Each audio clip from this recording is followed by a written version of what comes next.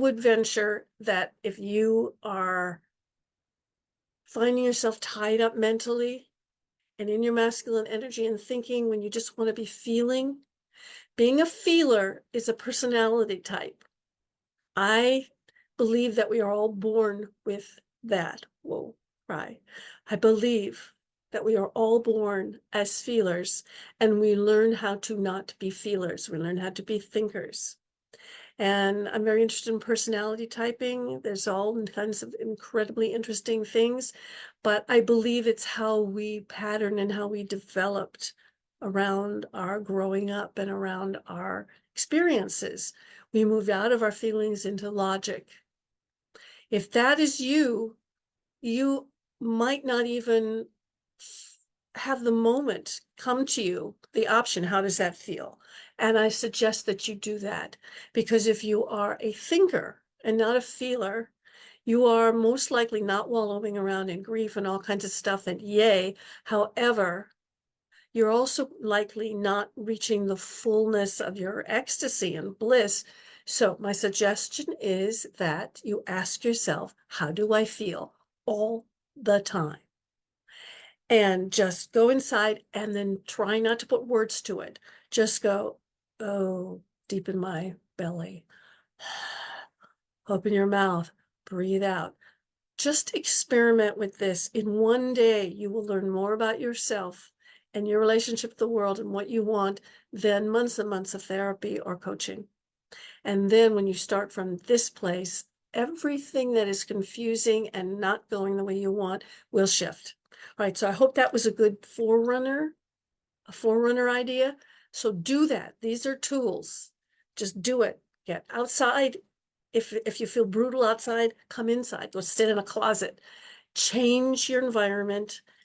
Ask yourself, what am I thinking? What's going on? What am I asking? I'm asking what? And sift through it. What do I want? And if the answer is I want to know why that happened, write that down. And ask yourself, for what reason do I want to know that that happened? How would that feel if I got that answer? Keep doing it. And I mean, when I say do it, don't sit down for 2 hours to do it. I mean, do it like in 6-second spurts.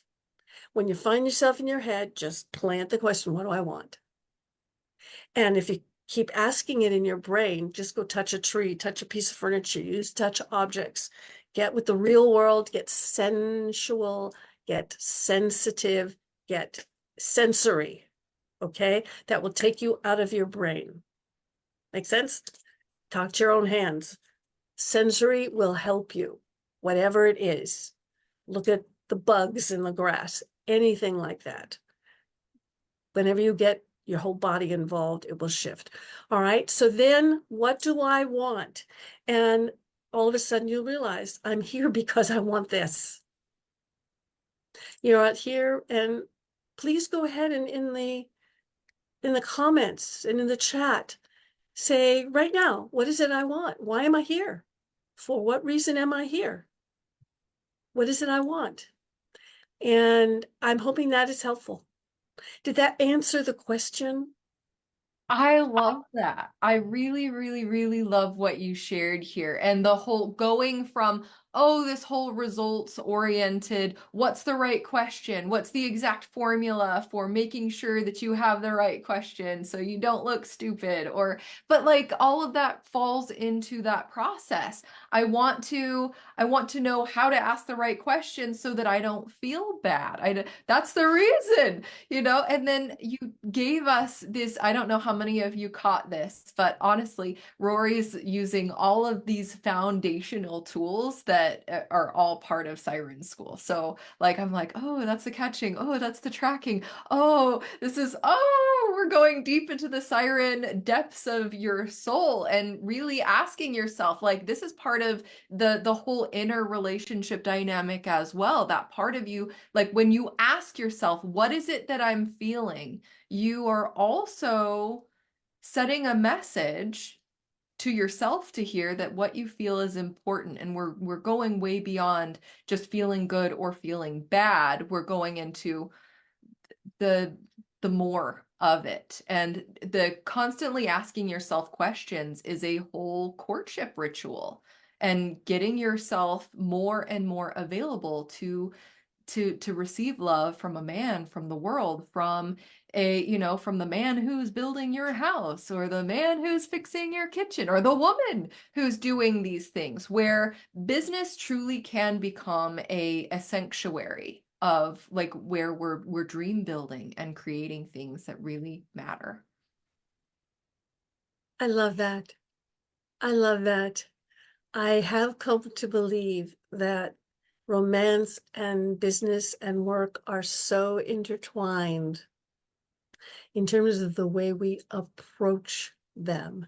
And I think we ought to make a big deal out of that word. I think we ought to do a lot more about approach. Approaching a man, approaching a situation, approaching a question, approaching a tough conversation. How do I approach it? From what angle do I come at it? How is my brain operating as opposed to my heart? Where am I coming from is a great question. Where am I coming from? And Nellie, I'd love for you to take us out, but I think what I would like to talk about perhaps in the next session is this is essentially what I've just kind of broken down into a lot of pieces, what you might consider a spiritual approach to life, a faith-based approach to life that somehow, if I ask myself these questions, I will know the answers and I will be able to answer something just with what I feel, and that I will instinctively and automatically start diving deeper into myself. And that is what spiritual things are, right? Enlightenment is hitting all the chakras, experiencing the full electrical panel of your being, right? And these, what we just talked about, were approaches to that, as opposed to just the old-fashioned idea of what meditation is. And if you're interested in this, the concept of business is actually a place that would be great to start from. Why? Because it feels more creative, actually. In other words, business, even if you're working at a desk, you have papers, it feels now like a trap and like just gunk and grunt work. But if you let it expand into your body, you can feel the creativeness of it, just like if you're going to paint a painting or write something or write a book, it's creating something. Whereas in a relationship with a man, it's responding, constantly responding to the dance between you and another person, or in a big room with 20 other people and all the energies that are moving around. In business, yes, it's the client as well that you're dancing around with, but there's this creative thing that you're going to make something. You're going to make something, whereas you're not going to make something in a relationship. You're going to make something happen, becomes a very masculine energy thing in a relationship, right? Whereas you want this making thing happening, which can feel very masculine, right? Well, I'm here to tell you that if you approach it from the feminine energy, creativeness of you, if you really get down to the what do I want, what feels good, you will just start to operate from your feminine energy, and it will start to expand you more and more and more and more and more. So in my own life, at this point in my life, after so much spiritual work from my early 20s, of so many epochs of approaches from Zen to this and what's popular now, and that mindfulness is just, that's Gurdjieff, mindfulness is all of a sudden, this scientific word, and it just feels hollow to me. Every book that I have, except for the ones that I have really tried to find, are all written by men, and to me they're all masculine energy approaches. They're all masculine energy written down. And all the spiritual books that I've read, So most of them are by men. It's like my history of looking for these things. Unless you go through Shakti Gawain and the whole Debbie Ford, I really encourage you to really give this a thought. Is what I'm reading, is the tradition that I am following, written by, laid out by, organized by, rules set by men? Ask yourself that. Start going to church that has women pastors. Start going to goddess groups. Start finding spiritual approach aspects. If you're faith-based or if you're interested in expanding your field, to women who have written, to Carolyn Mice, to whether you agree with them or not. And what you're going to see is so many of them are quoting the men. It is absolutely unbelievable to me. I'm reading these books, and all of the great figures in history are all men. All of them that they quote, from the Buddha on. And all of them leave their wife and children to become brilliant figures. Let's start something new. Okay, you have this in yourself. Start with what we started with here. The asking of the why is a masculine energy, solution-based thing. Make it complex, make it creative. For what reason? Why? And ask yourself, and then find out, what am I feeling about that? How does that feel? And see what feels best to you.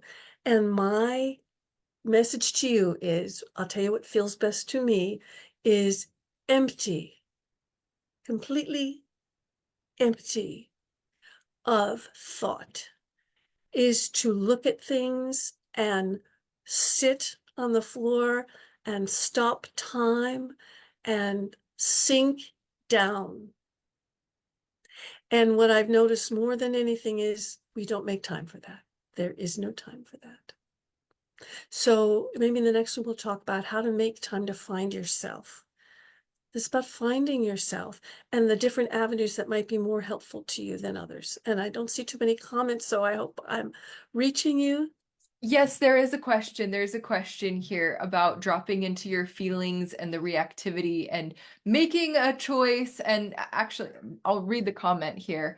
Uh, if if I'm in a if I'm on a phone call with my partner and he tells me something that triggers my feelings and I feel it, and I'm afraid to tell him that I was feeling triggered and sad, so I shut down even in the speaking. And then when he asks me if I'm okay,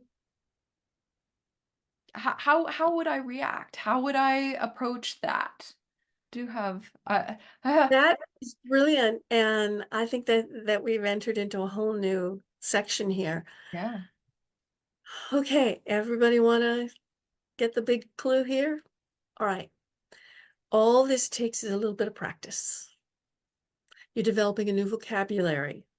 You're developing a new way to express yourself. And once you get the hang of it, I want to tell you, you never go back.